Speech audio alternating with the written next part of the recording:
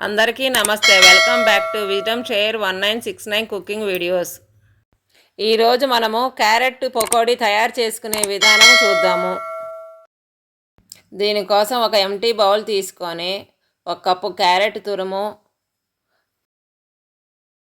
సన్నగా తొరిగిన 1 కప్పు ఉల్లిగడ్డ, 6 పచ్చిమిర్చి,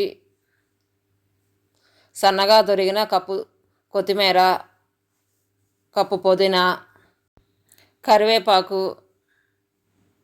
పావు స్పూను పసుపు, 3/4 స్పూన్ కారం, 3/4 స్పూన్ సాల్టు, 1 స్పూన్ జీరా, 1/2 స్పూన్ వాము, 1/2 స్పూన్ అల్లము, కొంచెం ఇంగువ,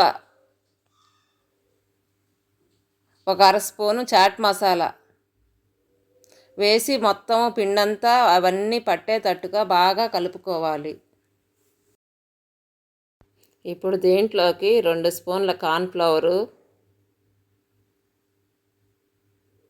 ఇప్పుడు 1 స్పూను శనగపిండి, 1 స్పూను బియ్యపిండి, 3 స్పూన్ల మైదా మొత్తం వేసుకొని పిండంతా బాగా కలుపుకోవాలి. ఈ పిండిలోకి సపరేట్గా నీళ్ళు అనేది పోసుకోవాల్సిన పని లేదు.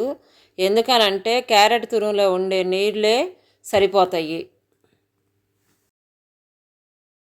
ఇప్పుడు స్టవ్ మీద ఒక కళాయి పెట్టుకొని డీప్ ఫ్రైకి సరిపడా ఆయిల్ వేసుకొని ఆయిల్ బాగా వేడెక్కే వరకు మంటని హై ఫ్లేమ్లో ఉంచుకొని తరువాత మంట సిమ్లో పెట్టుకొని నేను చేస్తున్న విధముగానే పిండిని కొంచెముగా తీసుకొని నూనెలో విడివిడిగా వేసుకుంటూ పకోడీలని వేయించుకోవాలి.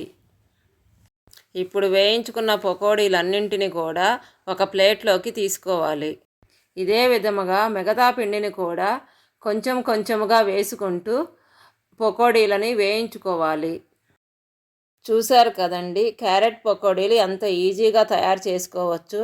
కాబట్టి మీరు కూడా ఒకసారి ట్రై చేసి మీకు ఎలా వచ్చిందో కామెంట్ బాక్స్లో మెన్షన్ చేయండి.